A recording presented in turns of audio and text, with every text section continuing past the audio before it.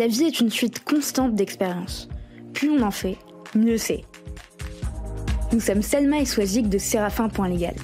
Avec Parole de juriste, nous vous proposons de décortiquer pour vous les parcours de juristes d'entreprises inspirants. Ils vous partageront leurs réussites, leurs échecs, leurs doutes et tous les conseils utiles aux nouvelles générations de juristes. Notre objectif, vous mettre à disposition toutes les recettes pour progresser dans votre carrière de manière concrète. Bonne écoute!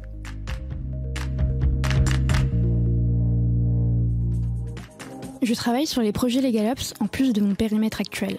Il me faudrait présenter un business case structuré, documenté et chiffré, mais je ne sais pas par où commencer.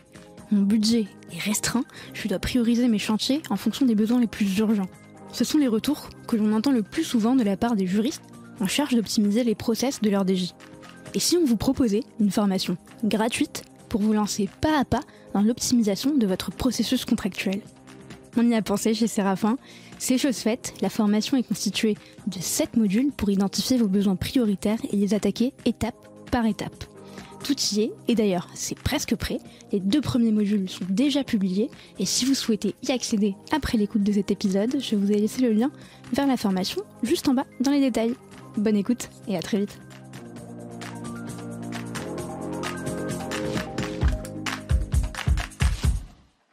Bonjour Charline. Bonjour Charline. Bonjour. Comment ça va? Ça va, merci beaucoup de m'avoir invitée et de me donner cette occasion. On est très contente avec Swazik de te recevoir. Moi tout particulièrement, étant donné que Charline est une amie, est devenue une amie depuis 2018. Ouais, 3 ans maintenant. Ouais, depuis 3 ans. Alors c'est pas la raison pour laquelle on t'invite sur le podcast. C'est pour parler de ton parcours et aussi d'un sujet qui est particulièrement important. Et qu'on n'a pas encore abordé. Qu'on n'a pas encore abordé, effectivement, Swazik, qui est super important et qu'on aura l'occasion d'approfondir avec toi. Un sujet qui est parfois un peu tabou en entreprise et même dans la vie de tous les jours, qui est le handicap et l'intégration des personnes en situation de handicap au sein des entreprises, et notamment au sein des directions juridiques, cabinets d'avocats ou toute autre profession du droit. Ce que je te propose dans un premier temps, avant d'en discuter, c'est que tu puisses te présenter et que tu puisses me dire d'où tu viens, ce que tu fais, ce qui te passionne. Donc, je m'appelle Charline Dinguet. Je viens d'avoir 29 ans, donc dans ma tête j'ai encore un peu 28, mais bon, je me rapproche de la trentaine, faut quand même le dire. Ça va bien se passer. Je vis à Paris depuis 5 ans. Je suis originaire donc de Nantes, la plus belle ville de Loire-Atlantique, non de Bretagne. Durant mes études, j'ai eu la chance de beaucoup voyager autour de la France et également à l'étranger. C'est vrai que j'ai fait pas mal de villes et d'universités différentes. C'est quelque chose qui a été hyper formateur et hyper intéressant pour moi. Et j'ai atterri à Paris un peu par hasard, mais surtout pour le travail, parce qu'au final, c'est quand même là que les opportunités pour les juniors sont les plus présentes. Donc j'ai commencé ma vie professionnelle à Paris et maintenant, j'y suis bien installée et très heureuse, même si Nantes me manque parfois. Aujourd'hui, je suis legal manager chez Flixbus. Donc c'est juriste, mais on aime bien mettre des noms anglais dans les startups pour les postes, mais au final, c'est un juriste. Donc je travaille là-bas depuis 4 ans. J'ai commencé en stage et ensuite on m'a pris en CDI et ça va faire 4 ans que je suis en CDI là-bas, avec une prise en main différente, enfin petit à petit des projets et une responsabilité qui devenait de plus en plus importante. Et avant de devenir legal manager, qu'est-ce que tu voulais faire quand tu étais enfant ? Ouais, j'ai écouté les podcasts que vous aviez fait déjà et j'adore cette question. Mais du coup, j'avais un peu réfléchi, mais c'est pas pour autant très facile. Parce qu'en y réfléchissant, je me suis rendu compte que j'avais voulu être plein de choses étant enfant, plein de choses super différentes et qui n'ont absolument rien à voir. Mon premier rêve, c'était de devenir vétérinaire spécialisé dans les animaux marins et dans les dauphins. Voilà, je voulais partir habiter en Floride. Ah oui, d'accord. Pour m'occuper des dauphins. Je pense que c'est un peu toutes les séries, les dessins animés, les films qu'on a étant enfant qui présentent le dauphin comme le meilleur ami de l'homme, qui m'avait formaté. Mais j'ai voulu être grand reporter aussi, j'ai voulu être médecin. Après, je me suis rendu compte que le sang et moi, on n'était pas vraiment amis, donc j'ai compris que c'était pas la meilleure des opportunités pour moi. Et j'ai aussi très vite voulu combattre l'injustice. J'ai fait beaucoup de sport collectif et de basket quand j'étais jeune.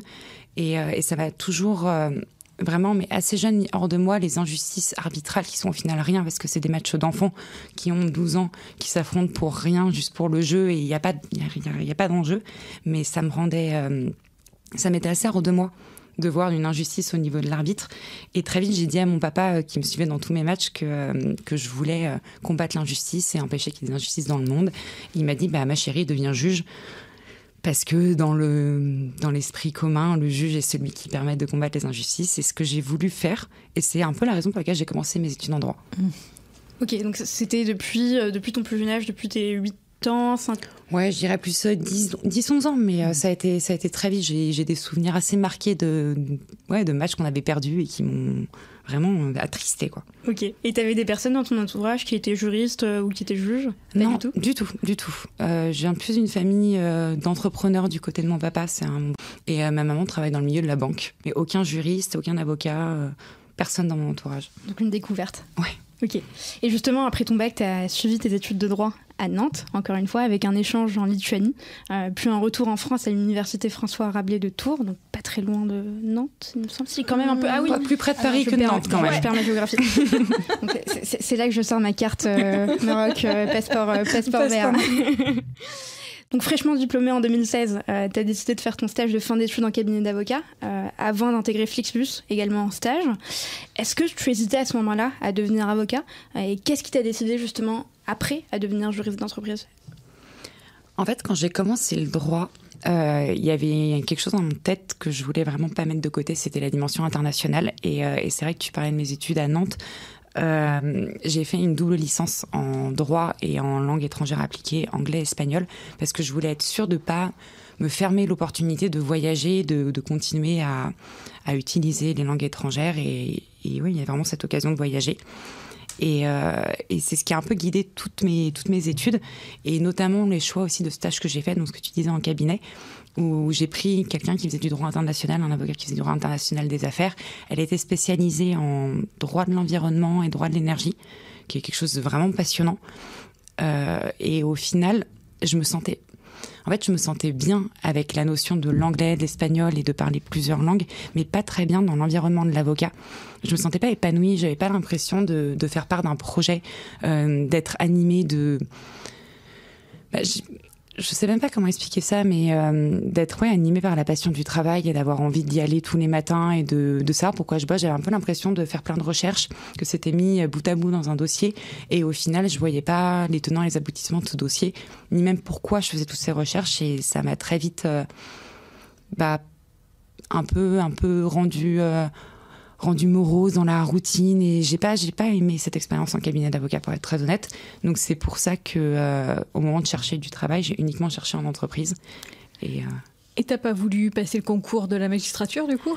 Ça, c'est l'éternel dilemme dans ma vie, et ça fait 10 ans que j'ai ce dilemme, et je suis toujours en plein questionnement avec moi-même. Si, j'ai souvent voulu le passer, je me suis inscrite, je me suis pas présentée 2 fois. Okay. Donc on est quand même sur quelqu'un... pas forcément indécise, mais on va dire curieuse. J'ai envie de tout voir, tout faire, mais je me rends très vite compte que je peux pas tout faire parce que j'ai pas assez le temps, et qu'en faisant tout, je fais pas tout bien. Et donc je voulais être avocate, je voulais passer ce concours parce que j'avais un peu ce sentiment que être juriste c'était bien, mais c'était pas la finalité, et qu'il manquait quelque chose à mes études et à mon parcours universitaire, et que sans ce titre, tout en sachant que je voulais pas travailler en cabinet d'avocat, mais sans ce titre, j'étais pas reconnue comme une juriste à ma juste valeur.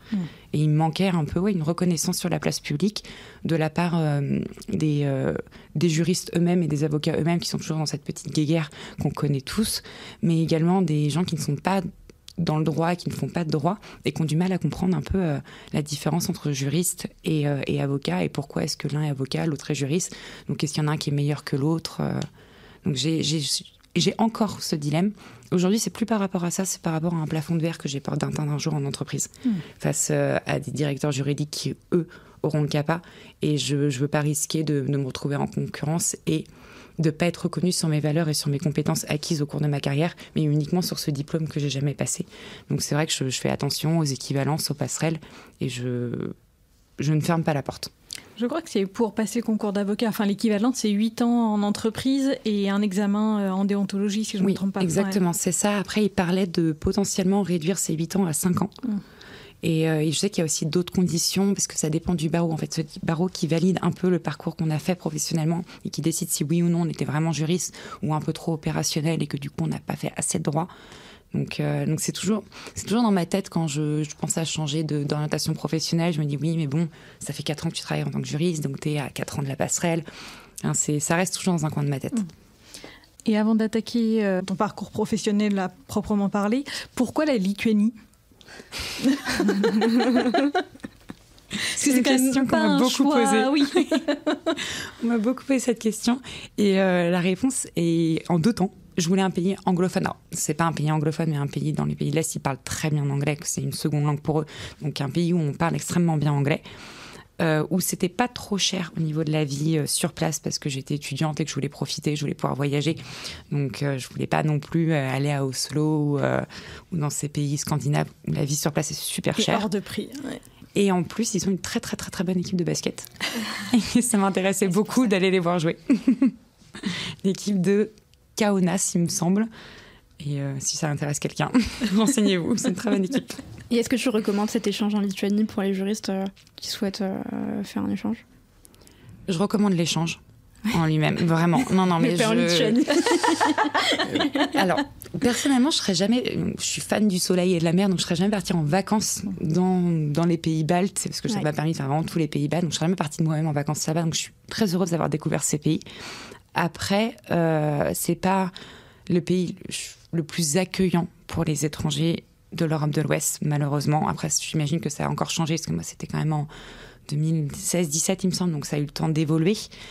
Mais j'ai été confrontée à plusieurs fois des gens qui refusaient de nous parler anglais parce que on ne parlait pas lituanien ni russe, donc ils ne voyaient pas l'intérêt de nous parler.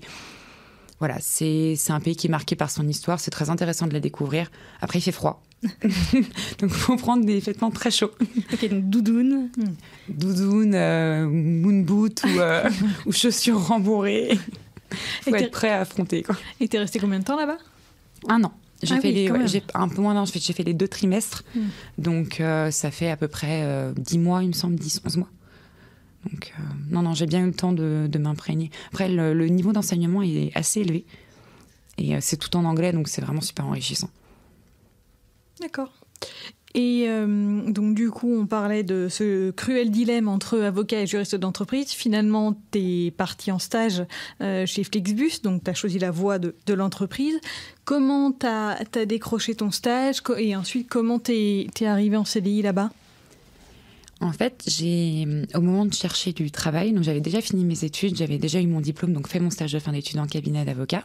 J'ai commencé à chercher un CDI ou un CDD sur la région nantaise ou la région parisienne, parce que j'avais pas mal d'amis sur la région parisienne. Et je suis pas d'une nature très patiente. Ça arrive à des gens bien. Voilà. Donc au bout d'un mois, je me suis retrouvée dans une discussion avec ma maman qui m'a dit, c'est simple, va falloir que tu fasses quelque chose, reprends un stage, j'en sais rien, mais ton impatience constante, c'est difficile à gérer pour toute la famille. Donc il est temps. De chez moi. Ouais, c'était un peu ça. Je t'aime ma fille, mais vole de tes propres ailes. Du coup, j'ai pris la décision, comme j'étais encore dans ce dilemme, de m'inscrire à Paris Descartes pour la préparation au CRFPA, donc avoir la possibilité de refaire un stage. Et là, comme effectivement j'avais déjà fini mes études, donc j'étais en quelque sorte un peu surqualifiée pour un stage, j'ai eu pas mal d'opportunités très rapidement, et dont une chez Flixbus où c'était clairement dit dans l'offre d'emploi et en entretien qu'il y avait une possibilité d'embauche à la fin des 6 mois. Donc c'est pour ça que j'ai choisi d'aller travailler là-bas et d'essayer d'obtenir mon CDI via ce stage, que c'était quand même l'objectif du stage, c'était d'obtenir un CDI à la suite. Et de faire tes preuves. Oui, exactement. Pour les rares personnes qui ne connaissent pas encore Flixbus, il s'agit des autocars verts et orange fluo qu'on peut absolument pas rater sur la route. Donc on n'est plus orange fluo maintenant, c'est que vert et blanc. Que vert et blanc, ok, très bien. Il y a un peu de progrès. En tout cas, les couleurs sont plus harmonieuses, dirons-nous. Ce sont de très belles couleurs, en tout cas. Flixbus, c'est aussi et surtout un des leaders du marché français du transport en car, en moyenne et longue distance, avec une promesse d'un voyage à bas coût. En quelques chiffres, Flixbus, c'est 100 millions de passagers transportés dans le monde, 2500 destinations dans 30 pays et plus de 400 000 connexions quotidiennes, ce qui est énorme. Et Flixbus doit d'ailleurs son implantation en France à la loi Macron, donc une opportunité légale finalement, et qui a libéralisé le secteur du transport en autocar en 2015. Donc ça fait 4 ans que tu travailles chez Flixbus. Moi, je t'ai rencontré à cette période-là. Est-ce que tu pourrais nous expliquer en quoi consiste ton poste et quelles sont tes missions ? Bien sûr. Donc, ce que je vous disais plus tôt dans l'enregistrement, c'est que j'ai commencé en stage pendant 6 mois et je sortais d'un Master 2 en droit des contrats. Donc, spécialisé, c'était un Master 2 en droit des affaires internationales, mais vraiment avec une spécialisation rédaction et négociation contractuelle. Donc, j'étais un peu embauchée pour prendre ce lead-là chez Flixbus. À l'époque, on était... en fait, la direction juridique était rassemblée avec ce qu'on appelle, nous, le pôle des autorisations. Qui est un pôle qui est séparé en 2 entités. Une entité qui est vraiment de négocier avec les gares routières et les points d'arrêt en France, ça peut être les mairies, les gares routières ou autres services publics pour qu'on puisse s'arrêter, puisqu'on ne peut pas s'arrêter partout, ça s'appelle l'arrêt sauvage autrement. Donc on est vraiment obligé de demander l'autorisation. On a des plages horaires à respecter et des conditions contractuelles à respecter. Et également, une autre partie de ce pôle autorisation consiste à obtenir les autorisations internationales. Puisque, comme tu l'as dit, on fait énormément de voyages dans toute l'Europe et également aux États-Unis. Et quand on traverse une frontière, même au sein de l'espace Schengen, on est obligé d'avoir une autorisation internationale pour pouvoir traverser cette frontière.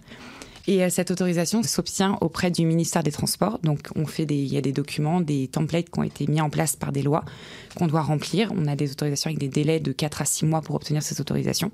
C'est hyper formaté parce qu'on a des horaires à la minute près. On a un temps de 10 minutes à respecter, ce qui peut être un peu compliqué parce qu'il y a beaucoup d'embouteillages et d'aléas sur la route. Mais ce sont des autorisations qui sont vraiment carrées et ça prend du temps. Il ne faut pas forcément de grosses compétences juridiques pour les demander, mais ça prend beaucoup de temps et c'est beaucoup de compétences organisationnelles et être très rigoureux dans les demandes. Je vais faire un parallèle avec les trains. C'est vrai que c'est extrêmement cadencé aussi. Je crois, si je ne me trompe pas, qu'au départ de Montparnasse, c'est un train toutes les 2 minutes qui part. Donc, tu parlais de cadence, c'est dès qu'il y a un problème, ça décale d'autant tout le reste. Et est-ce qu'il y a des pénalités, par exemple, si vous êtes un peu en retard par rapport aux 10 minutes ? Alors, ça dépend des autorités sur lesquelles on va tomber à la frontière. Il y en a qui sont vraiment extrêmement compréhensifs par rapport à ça. D'autres qui vont l'être un petit peu moins. Mais généralement, quand c'est juste des retards, il n'y a pas d'amende ou il n'y a pas de problème. On aura des problèmes s'il nous manque un document vraiment qui nous permet de fonctionner et de faire notre métier, qui est notamment la licence communautaire, qui nous donne l'autorisation d'exercer cette activité de transport routier public, donc de voyageurs, en France et en Europe. Et si là, par contre, elle est obsolète ou si elle n'existe pas, ça peut aller très loin, notamment pour le gérant de la société. Okay. Bon, nous, tout est en règle, donc aucune raison d'avoir des difficultés avec ça. Très bien. Et donc, du coup, quand je suis arrivée, il y avait ce pôle juridique et autorisation qui était fusionné. Aux autorisations, ils étaient 4 et la directrice juridique était seule sur les sujets juridiques. Donc moi, je suis un peu arrivée en complément pour l'aider sur les sujets juridiques, donc notamment les contrats. J'ai très vite pris en main également tout ce qui était la partie IP et assurance aussi, négocier avec les assureurs, avec les courtiers, essayer de trouver les meilleurs taux pour faire gagner de l'argent à l'entreprise. Puis j'ai eu une mission un peu plus de négociation, notamment avec les gares routières, parce que comme nos 2 pôles fusionnaient autorisation et juridique, et que les gens qui s'occupent des autorisations sont plus des commerciaux que des juristes, il y a toute cette partie aussi négociation contractuelle, il faut les accompagner là-dessus. Donc ça fonctionnait bien, ça faisait des bons binômes. Et on a été visiter plein de gares routières pour se faire connaître et négocier les meilleures conditions contractuelles et tarifaires. Et en plus, nous, on ne s'arrête pas qu'aux gares routières, mais on peut s'arrêter à n'importe quel point d'arrêt que la ville ou que la mairie nous autorise à desservir. Donc, Et c'est un énorme enjeu parce qu'il me semble, si je dis pas de bêtises, qu'en 2015, quand Flixbus s'est implanté en France... Ouais, 2016. L'accès aux gares était quand même assez compliqué au départ. Alors, il l'est toujours. Après, on a une autorité de la concurrence qui s'appelle l'ARAFER, qui fait du très très bon travail.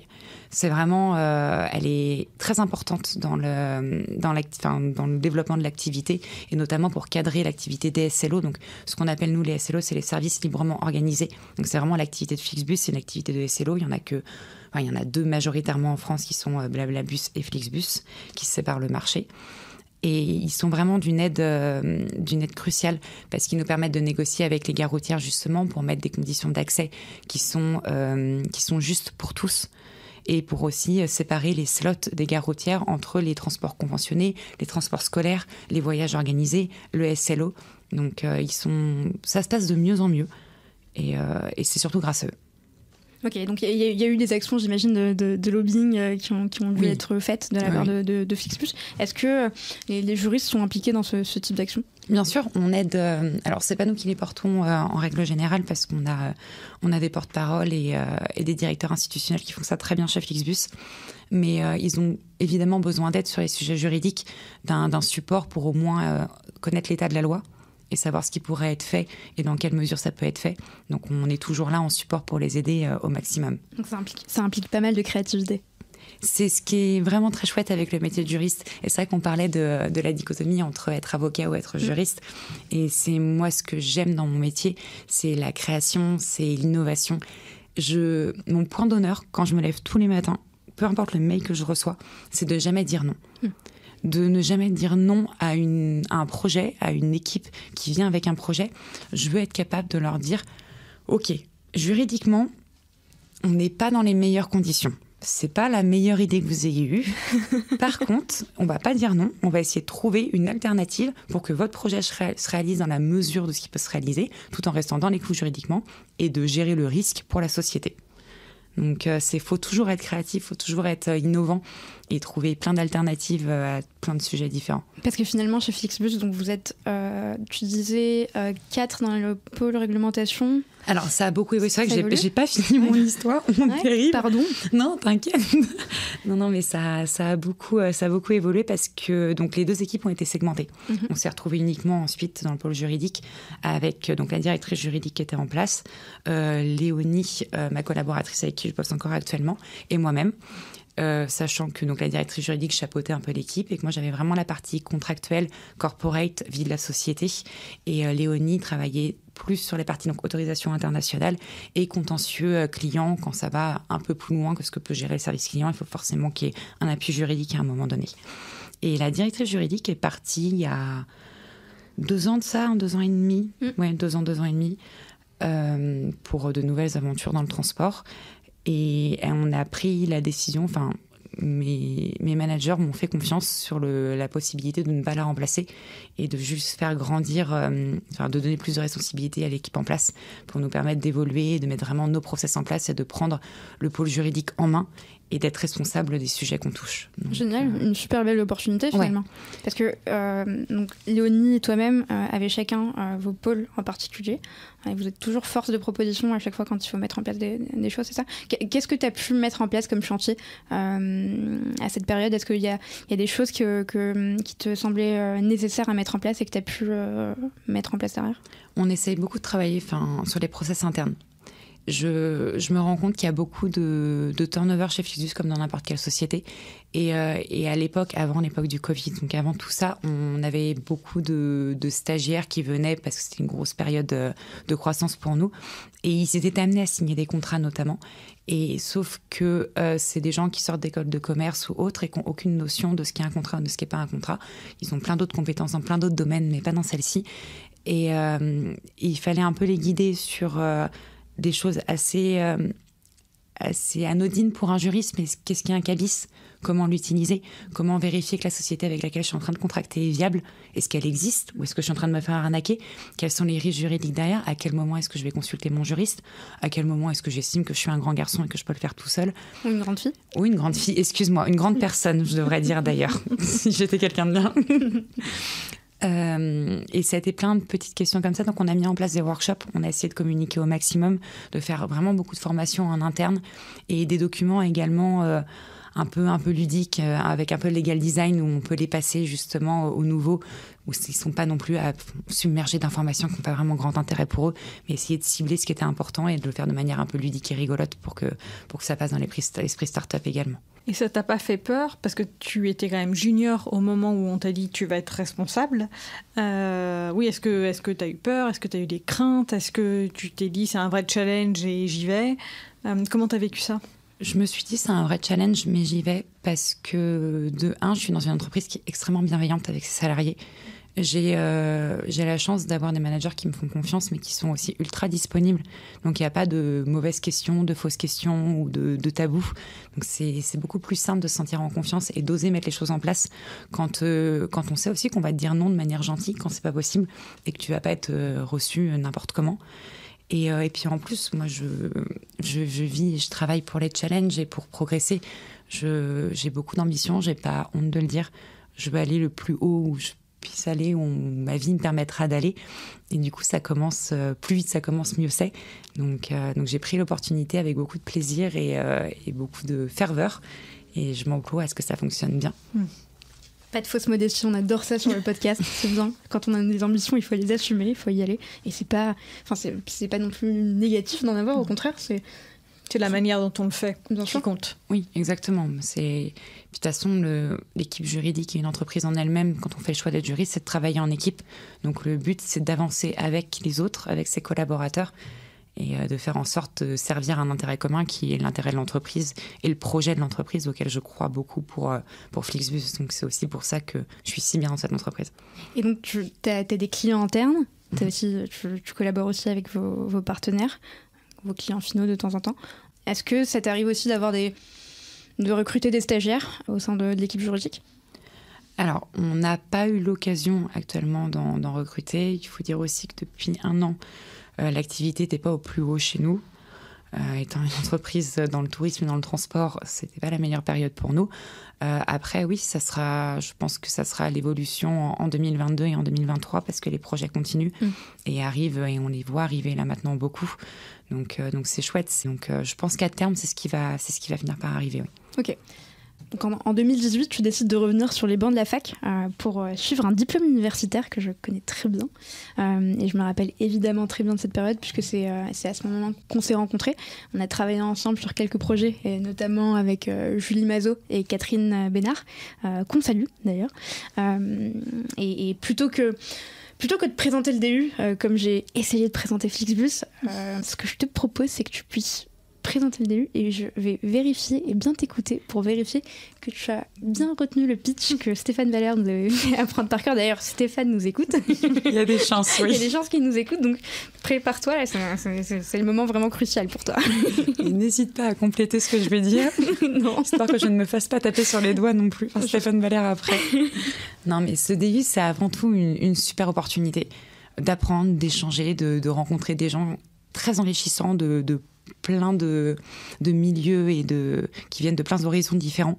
Donc c'est un diplôme que je recommande à tout le monde, à tous les juristes et pas que, parce que je pense que la principale la principale originalité, excusez-moi, de ce diplôme, c'est qu'il est ouvert aux juristes, aux fiscalistes, aux ingénieurs, en formation continue et en formation initiale. Donc c'est vraiment un diplôme qui est ouvert à tous. On est à peu près une 30aine d'étudiants par promotion. Parce que toi, tu étais en formation continue à ce moment-là, et moi, j'étais en formation initiale. Ouais. Et la différence, c'est que toi, tu as dû faire un stage, il me semble.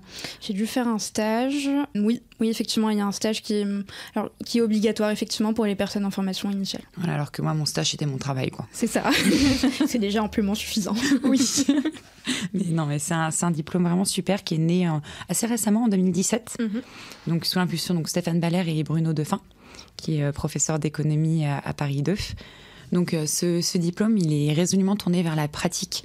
Il y a énormément, l'enseignement est dispensé par des personnes, par des professionnels du droit et du marché des legal tech qui nous délivrent des conférences. Donc c'est pas un enseignement sur les bancs de la fac typique qu'on peut connaître avec vraiment le conférencier qui lit son livre.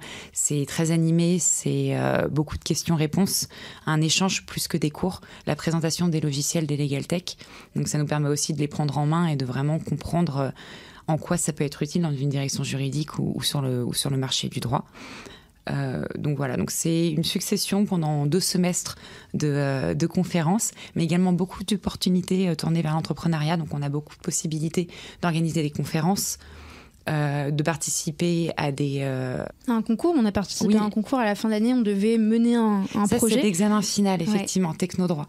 Qui est super intéressant parce que finalement, moi, ce que j'ai adoré dans ce DU, et je pense que peut-être toi aussi, c'est qu'on a dû former des équipes qui étaient constituées à la fois de personnes qui étaient en formation continue et de personnes qui étaient en formation initiale. Et moi, à ce moment-là, donc j'étais en formation initiale et je sais que j'ai beaucoup appris de personnes, de juristes qui avaient 3 ans, 4 ans, 5 ans ans d'expérience ou un peu plus, et eux-mêmes, de leur côté, ont appris certaines choses de énormément, ce que je connaissais. parce qu'il y avait beaucoup de compétences différentes, et toi, tu avais déjà beaucoup de compétences dans le digital, dans la prise en main de plein d'outils informatiques que nous, on n'avait pas du tout. Et ça permettait effectivement de faire naître des idées intéressantes parce qu'on avait cet examen final, donc Technodroit, où on devait pitcher un projet qu'on avait monté donc, ensemble. Et ça permettait vraiment de tout mettre en commun et d'apprendre aussi pour un juriste à mener un projet de A à Z. C'est pas des choses qu'on apprend à la fac de droit. On nous donne pas les clés de l'entrepreneuriat, du montage de projet, ou même comment vendre une idée. On n'apprend pas à le faire à la fac de droit. Et sans parler d'être entrepreneur, quand on est salarié, on a besoin à un moment donné, on a une idée et d'aller la vendre à son manager, d'expliquer en quoi c'est une bonne idée et en quoi il faut l'appliquer. Et si on ne sait pas le faire, si on n'a pas appris à le faire, ben on est un peu démunis. Il y aura des personnalités qui s'en sortiront et d'autres pas du tout, alors que c'est des gens avec beaucoup de bonnes idées, mais on n'aura jamais appris à les exprimer. Donc ce DU-là permet d'apprendre ça, permet cet apprentissage, et c'est vraiment une chance pour les juristes et les ingénieurs, parce que je pense, je ne connais pas les études d'ingénieur, j'en ai pas fait, mais je connais quelques ingénieurs autour de moi et qui ont un peu les mêmes problématiques, qui sont pas forcément non plus hyper à l'aise avec l'idée de vendre leurs idées. Alors qu'eux, en plus, ils les développent, donc c'est encore pire ou mieux que pour nous. C'est toute la différence entre savoir-faire et faire savoir. Ça, c'est la phrase préférée de Chavik. Oui, mais je trouve que ça s'applique extrêmement bien. Alors, à nos métiers de juriste, c'est qu'on sait rédiger, on sait accompagner, on sait tout ça, mais de là à marketer notre offre de service, de là à communiquer sur ce qu'on fait et à communiquer de manière intelligente pour qu'on ne soit pas vu comme un empêcheur de tourner en rond, comme celui qui dit tout le temps non, comme tout ça, mais plutôt comme un accompagnateur, et de dire oui et ou oui, parce qu'on ne dit pas oui mais, et mettre après ce et là les réserves qu'on peut avoir, c'est un vrai métier. Savoir pitcher, savoir se vendre, savoir communiquer, tout simplement en fait. Donc ouais, j'aime bien cette distinction-là. C'est vrai que c'est quelque chose qu'on ne nous apprend pas du tout, malheureusement, à la fac de droit et à l'université. Et ce diplôme-là le permet. Donc c'est vrai que je dis que c'est vraiment une chance à tous ceux qui peuvent le faire d'avoir cet apprentissage. Et c'est vrai que nous, toi et moi, Selma, on a eu l'opportunité de travailler sur un autre projet en plus à côté de ce projet de fin d'année. Via l'association donc du diplôme Assas Future Flow, qui est le projet donc 3DH, mais je pense qu'on pourra potentiellement en reparler un petit peu plus tard, mais qui est vraiment également aussi une legal tech. Et ce qui manque au final, on a les idées, on sait les pitcher, on sait le monter, le projet il est solide, et après il manque, je pense, de solutions de développement et de développeurs plus accessibles et peut-être plus intéressés par les métiers du droit, parce que c'est vraiment moi ce qui pêche aujourd'hui pour aller à la fin du projet 3DH. Moi, j'ai juste une dernière question aussi au sujet du DU et sur ce que ça t'a apporté sur ton quotidien en tant que juriste d'entreprise. Est-ce que tu as pu appliquer certaines choses derrière, par exemple pour la mise en place de process, de la mise en place d'une nouvelle solution, je ne sais pas, de gestion de contrat par exemple. Est-ce que tu as pu utiliser ça en entreprise ? Le DU m'a donné plein d'idées. Déjà, il m'a permis de comprendre tous les articles de droit que je voyais passer, que je ne comprenais pas avec le mot legal tech. Et je trouvais ça hallucinant qu'à l'époque, je devais avoir 26, 27 ans, je ne comprenne déjà pas les termes de droit. Je me suis dit, waouh, qu'est-ce que ça sera à 50 ans ? Donc, ça m'a permis vraiment de tout comprendre et de maîtriser cette partie du marché qui, je pense, est extrêmement importante. Après, Flixbus, c'est une société allemande. C'est une société allemande qui est basée à Munich. Et donc, moi, je travaille pour la filiale française. Ce qui fait qu'on a une autonomie limitée pour la mise en place de projets de digitalisation dans ce genre-là. C'est décidé par le siège avec des prestataires qu'eux, ils connaissent. C'est décidé par eux. Donc, il y a des projets, il y a des solutions de contract management qui sont mises en place. On utilise également beaucoup Salesforce. On développe énormément sur la partie juridique également. Il y a évidemment toutes les parties de signature électronique, de gestion contractuelle avec les opérationnels. Donc oui, il y a pas mal de choses qui sont mises en place. Moi, à mon niveau, j'essaye de mettre en place des petites solutions digitales pour le corporate qui concernent uniquement la France, notamment avec vraiment un droit des sociétés pur, où pour le coup, l'Allemagne n'a pas son regard ni vraiment son mot à dire là-dessus. Mais c'est compliqué de mettre en place des gros projets dans une filiale d'un gros groupe. Ouais, donc c'est mutualisé, ça part du groupe et c'est mutualisé pour le reste des filiales. Mais ce qui me paraît logique et ce qu'on rencontre aussi avec certains de nos clients. Oui. Après, c'est vrai qu'il y a certaines filiales qui peuvent être plus autonomes. Ça dépend vraiment du groupe dans lequel on est. Je pense que ça dépend vraiment de la volonté du groupe. Nous, c'est la volonté de notre groupe d'avoir des filiales qui sont très uniformes, harmonisées dans les process pour que tout puisse être géré assez facilement de n'importe où. Ok. Et donc, à la suite du DU, tu t'es engagée dans le collectif Droit commun H, qui est porté par Stéphane Baller et Maître Juglar, il me semble. L'objectif de Droit commun H, c'est de faciliter aux jeunes talents en situation de handicap l'accès aux professions du droit. Un sujet qui est très important, mais qui reste encore particulièrement tabou. On en parlait tout à l'heure en début d'épisode, que ce soit au moment des études à l'université, aussi dans le cadre professionnel. Et le monde juridique échappe absolument pas à cette problématique. Je sais pas si c'est tabou, c'est peut-être confidentiel encore. Les gens sont vite mal à l'aise face à l'handicap et je pense que c'est la différence face à d'autres minorités qui ont besoin également de se faire reconnaître et de se battre, qui ont beaucoup moins de malaisance à parler de la situation, alors que l'handicap pour beaucoup veut être caché. Donc c'est aussi compliqué de savoir à quel moment la personne a envie de parler de son handicap ou pas. On ne peut pas forcer quelqu'un à en parler, mais en même temps on veut que les personnes soient ouvertes. Je pense qu'il y a un peu de gêne, de tabou et de malaisance aussi dans le dialogue. Et d'incompréhension, et d'absence de connaissance, d'ignorance sur certains sujets. On a tendance parfois à penser que, souvent à penser que les handicaps sont des handicaps visibles, alors qu'il existe plein d'handicaps qui ne se voient pas. Donc ça aussi, on en reparlera. Mais est-ce que tu peux nous présenter Droit commun H et sa genèse, ses missions, qu'est-ce que vous faites ? On en a déjà pas mal dit, mais pour revenir à l'essence de Droit commun H, à la base, c'était un collectif qui a été créé en 2017 par Stéphane Baller et qui a pris la forme d'une association l'été 2019.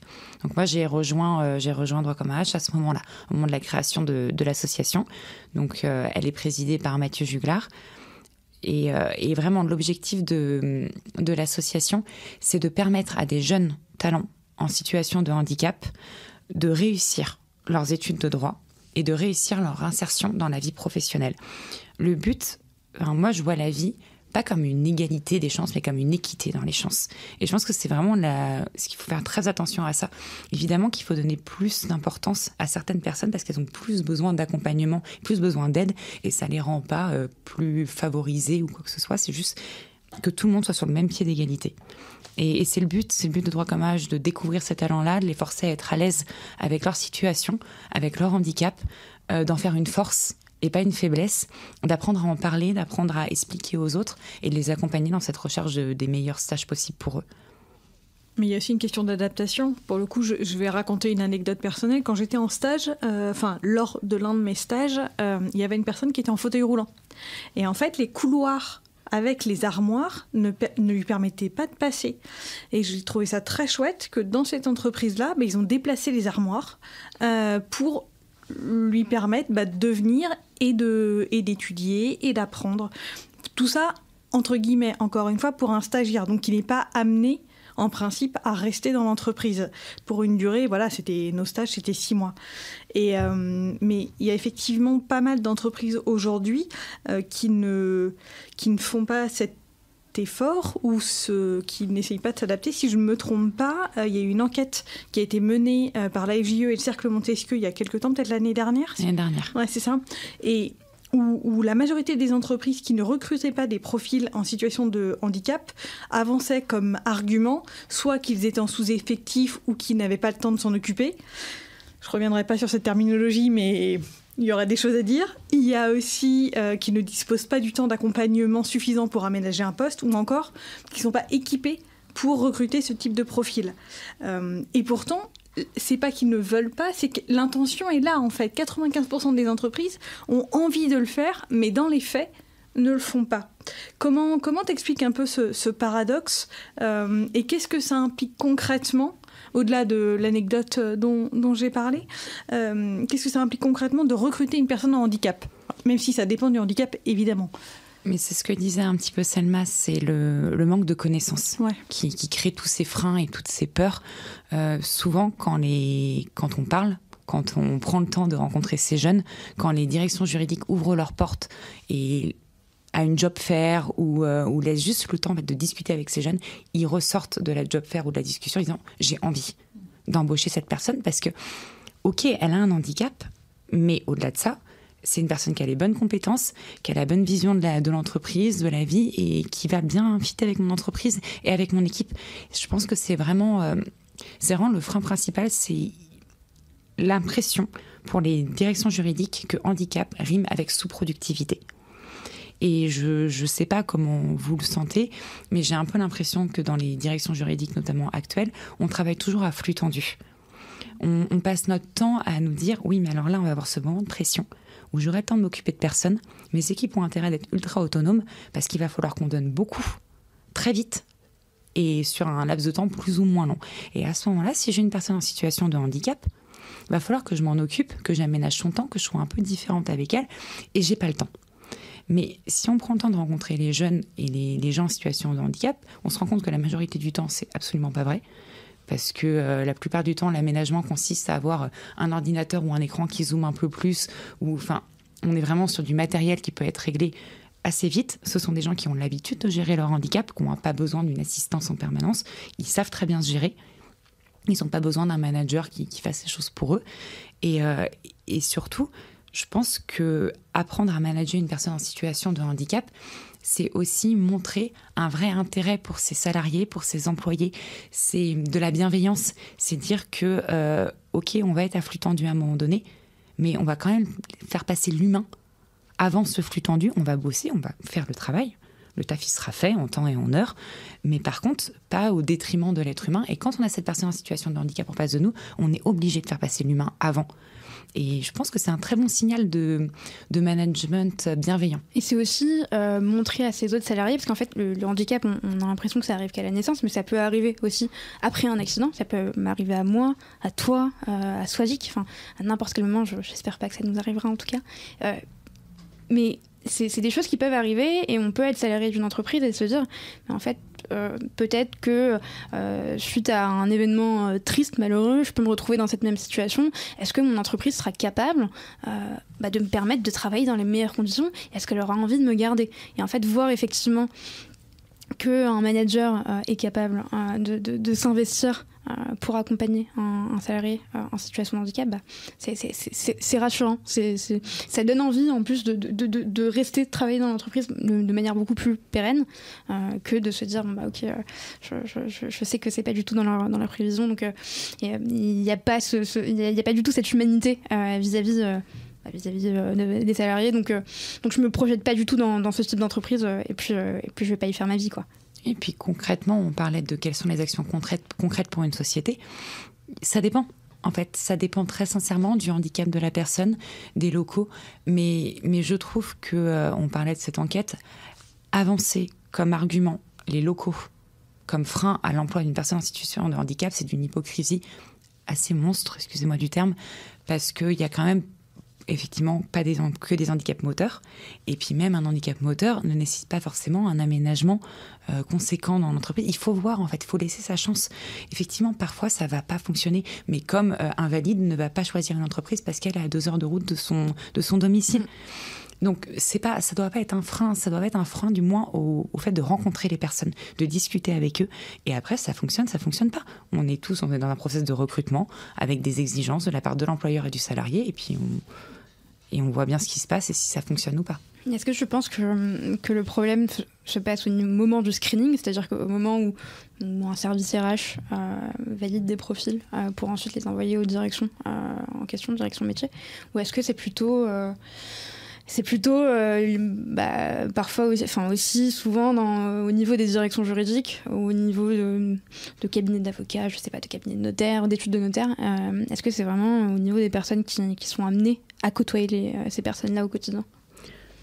Je saurais pas répondre parce que je pense que ça dépend des cas, et je veux pas faire de généralité là où il y en a pas, mais je pense aussi qu'il y a une appréhension des deux côtés, parce que la plupart des personnes en situation de handicap ne mettent même pas la mention RQTH sur leur CV parce qu'ils ont peur d'une discrimination à l'embauche, et eux ne devraient pas avoir peur. Et ils ne devraient pas avoir cette discrimination à l'embauche. Mais je pense que le premier pas, avant tout, parce qu'on ne peut pas régler le monde et toutes les discriminations du monde en une phrase. Voilà, certainement pas en un podcast. Mais je pense qu'avant tout, il faut laisser l'opportunité. Il faut que les DJ nous ouvrent leurs portes. En fait, il faut que les DJ ouvrent leurs portes à droit comme à H, notamment, ou à d'autres associations.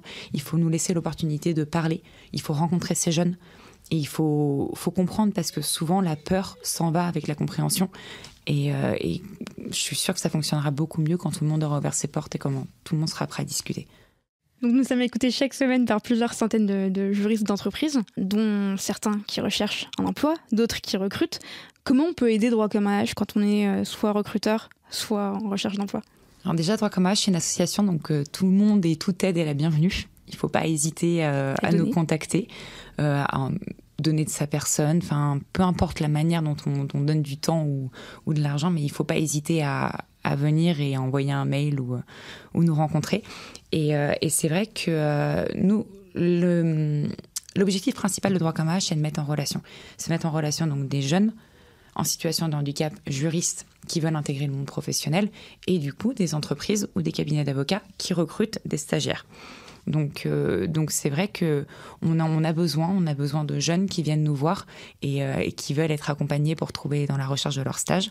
On a également besoin donc de sociétés qui proposent des stages qui correspondraient aux jeunes. Donc après, ce sera à nous de faire le matching entre les profils et les offres de stage. Mais c'est essentiellement l'aide qu'on peut apporter à Droit Commun AH, c'est du sourcing. C'est vraiment du réseau et de créer cette dynamique-là pour qu'on soit connu, d'être de plus en plus connu, parce que plus on est connu, plus les gens viennent à nous facilement, plus les gens ont moins d'appréhension à déclarer aussi leur handicap, à en parler, et les choses se passent de mieux en mieux. Vous êtes combien aujourd'hui ?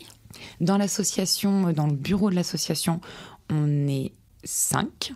Et après, le nombre de jeunes actuellement, je ne veux pas dire de bêtises, mais je pense que c'est une 15aine. Il faudrait revoir avec Stéphane. Après, donc, il y a toutes les sociétés qui sont adhérentes à Droit Commun AH, que ce soit des cabinets d'avocats ou des sociétés qui proposent des stages ou qui sont adhérents, donc qui cotisent. Et on a également ce qu'on appelle la catégorie des H-ambassadeurs, donc qui sont pour le coup des élèves dans les universités qui ont vraiment pour but de faire connaître la société, n'importe quoi, de faire connaître l'association et de nous aider à recruter de nouveaux jeunes. Et est-ce que s'associer à des cabinets de recrutement, justement, spécialisés dans les profils juridiques, ça pourrait être une piste ? Je veux pas dire de bêtises, mais je crois que ça a été fait. Ouais. Déjà, on avait lancé. Oui, c'est à Turus, voilà, exactement. Ouais, je pensais à ce cabinet-là, mais. On avait lancé des H-After pendant le premier, deuxième confinement. C'était le lundi soir, c'était un rendez-vous le lundi soir en webinaire où justement ça permettait un peu de décomplexifier le langage et de permettre à tout le monde de parler. Et il y avait notamment une chasseuse de tête ou un chasseur de tête, je ne sais pas comment on dit, qui était venu pour dire qu'il n'y avait pas... Fallait venir en tant que salarié en situation de handicap, fallait oser et fallait pousser les portes et qu'on serait bien reçu. Ok. Et concrètement, je suis juriste ou directrice juridique en charge de recruter quelqu'un. J'ai envie de prendre contact avec Droit Commun AH. Qu'est-ce qu'on me propose en termes d'accompagnement ? Parce que moi, personnellement, je suis pas trop renseignée sur le sujet. Je sais que mon entreprise est d'accord, au-delà d'être d'accord, est capable, a envie de faire ce pas-là. Qu'est-ce que me propose Droit Commun AH comme accompagnement ? Alors, on va vous proposer de vous sensibiliser, donc notamment la direction juridique, mais également les interlocuteurs de la direction juridique. Il y a des modules qu'on a mis en place qui durent 1 heure, parce qu'à la base, ils ont été créés pour les cabinets d'avocats, donc time is money. Donc, c'est short, c'est 1 heure, mais ça regroupe bien ce qu'il faut et ça permet de sensibiliser, de comprendre, de savoir ce qu'on doit mettre en place en tant qu'entreprise ou en tant que cabinet d'avocats, comment recruter ces jeunes-là, comment les trouver. C'est vraiment un module de sensibilisation qui est assez complet et qui peut être fait. Il suffit de nous contacter, vous nous demandez, et nous, on vient et on fait le workshop. Super. Donc, en plus d'organiser des job fairs, vous proposez un accompagnement auprès des entreprises. Ok. Qu'est-ce qui t'a le plus marqué chez les étudiants et les juniors que vous avez accompagnés chez Droit Commun AH ? Ce sont leurs profils, leurs forces de caractère. Je pense que ce sont des gens qui ont dû se battre tout au long de leur vie pour faire face à leur handicap, et ça en fait des personnes qui ont une capacité d'adaptation qui est vraiment très impressionnante, qui sont dans l'écoute, qui sont débrouillards, volontaires, curieux, et c'est des qualités que n'importe quel employeur recherche chez son salarié, valide ou en situation de handicap. Et là, au moins, avec des jeunes en situation de handicap, on est globalement assez sûr qu'ils ont cette capacité en eux. Donc c'est un bon point pour commencer. Très clair, très très clair. Mais merci en tout cas pour je sais que l'épisode n'est pas fini, mais que... De mettre en lumière ce sujet-là. Ouais, de mettre en lumière ce sujet-là et puis de le dédramatiser. Et alors, si on revient un peu à toi, Charline, dernière question avant le rituel des questions du tac au tac de Selma. Quels sont les challenges et les objectifs que tu voudrais réaliser dans les 5 prochaines années, on va dire? Continuer d'apprendre, toujours. C'est très important de me former surtout, d'innover, de prendre des risques. Je sais pas vraiment, j'ai pas d'objectif professionnel, j'ai pas une carrière dans ma tête toute définie, mais je veux être impatiente chaque matin d'aller au travail. Je veux continuer de faire des choses qui me font plaisir et qui me font du bien. Donc j'irai toujours dans cette direction-là.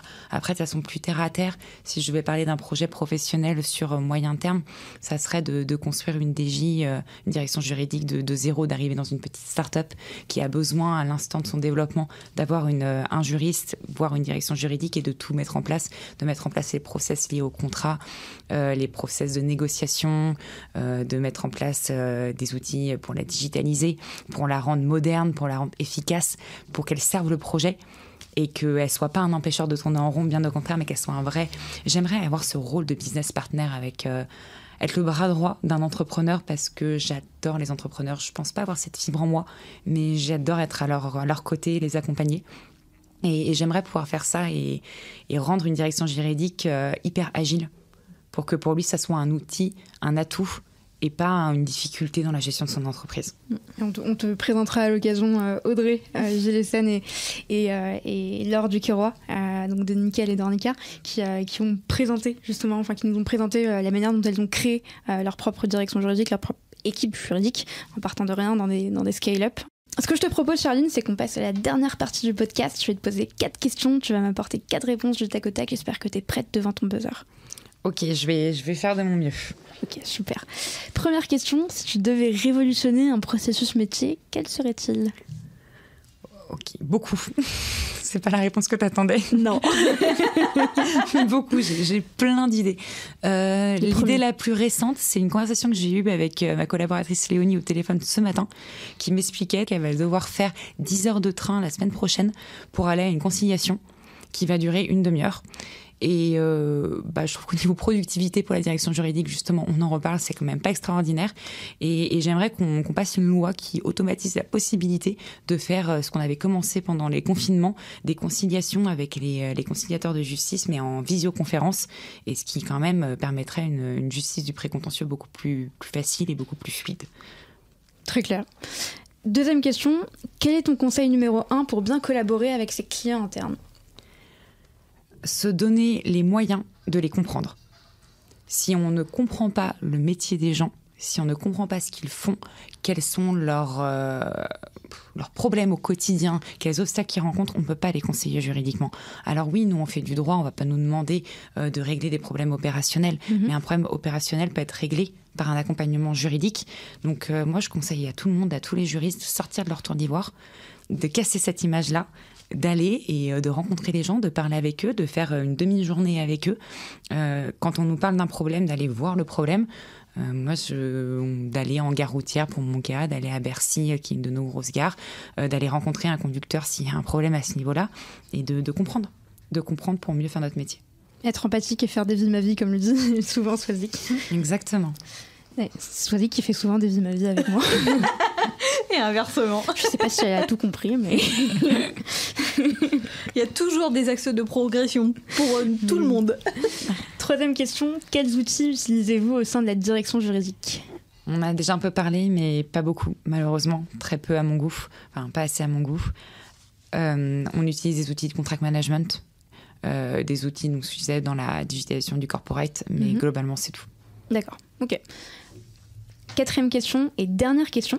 Si tu devais donner un conseil aux nouvelles générations de juristes qui souhaitent progresser dans leur carrière, quel serait-il ? Sortir des sentiers battus, innover, être créatif, n'avoir peur de rien, foncer et pas faire ce que j'ai commencé à faire au tout début de ma carrière ou des choix de mes études. Ne pas se dire que si on décide à un moment donné d'être juriste, on décide à un moment donné d'être avocat ou d'être greffier ou d'être entrepreneur à l'espace d'un instant, on se ferme les autres portes. Je pense qu'aujourd'hui, notre génération, elle est faite pour faire plein de métiers différents, pour toucher à tout, pour être curieux, pour innover, pour aller voir ce qui se passe un peu partout. Et il ne faut pas croire que si on prend une voie à un moment donné, on se ferme la porte aux autres voies. Il y a toujours des passerelles, des équivalences. Rien n'est définitif dans la vie. Et il faut aller là où on a envie d'aller sans se poser beaucoup trop de questions. C'est un très très beau message de fin, ce qui est très vrai d'ailleurs. On n'a pas besoin non plus d'être fermé toujours dans le même sentier et de s'y sentir cloîtré, parce que c'est pas le cas. Qui a dit de nos invités sortir des sentiers battus ? Ah, c'est peut-être Alice, Maëlle, Antoine. C'est une idée qui revient souvent, en tout cas. Ne pas se fermer de porte, être curieux. Enfin, on est dans la même dynamique. Je pense que le droit a un peu souffert de ses lettres de noblesse et des études qui sont sacrées. On a l'impression qu'il faut bien faire sa licence, avoir les bonnes mentions, faire la bonne fac. Et vraiment, mais la seule, unique fac de France, limite, qui nous permette d'accéder à l'emploi qu'on veut, à la société qu'on veut. Il y a tellement de chemins. Les études de droit, c'est enrichissant, c'est des super études. Et il ne faut pas les faire en se disant que notre unique but, c'est d'être avocat dans un des Big Four sur la place parisienne. Je pense qu'il y a plein d'autres possibilités d'exercer le droit. Pas forcément dans des métiers juridiques, d'ailleurs. Moi, j'ai beaucoup de mes anciens camarades de promotion, mes amis aujourd'hui qui font plus du droit, mais qui se servent du droit au quotidien et qui sont très heureux de leurs études et de ce qu'ils sont en train de devenir. Donc, je pense qu'il faut prendre ça avec beaucoup plus de légèreté et j'espère que ce que notre génération n'a pas forcément fait, on arrivera à l'inculquer à nos enfants et qu'ils seront vraiment plus libres et plus libres d'oser. Eh ben écoute, sur ces belles paroles, on te remercie, Charline. Ah oui, dernière question, je l'oublie toujours. Si on veut te contacter, on passe par quel canal ? LinkedIn ? LinkedIn, c'est très bien.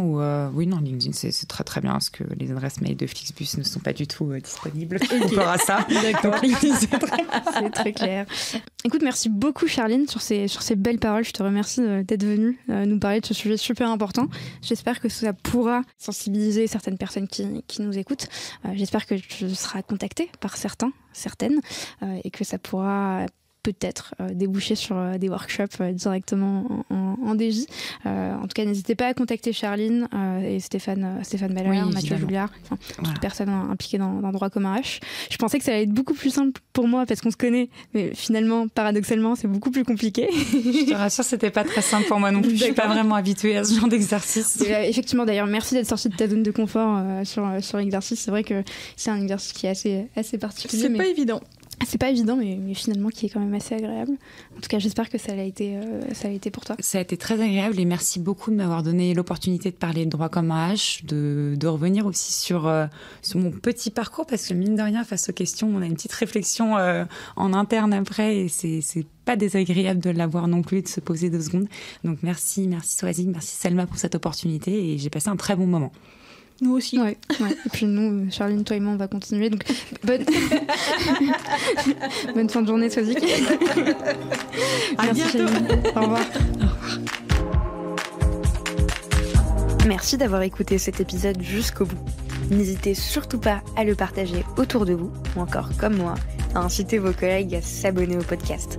Si l'épisode vous a plu, laissez-nous 5 étoiles ou un commentaire. Ça nous fait toujours extrêmement plaisir de lire vos retours. Enfin, si vous souhaitez découvrir comment Séraphin Légal révolutionne le secteur du contract management grâce aux nouvelles technologies, rendez-vous sur seraphin.legal, section Demandez une démo. Merci encore et à très vite.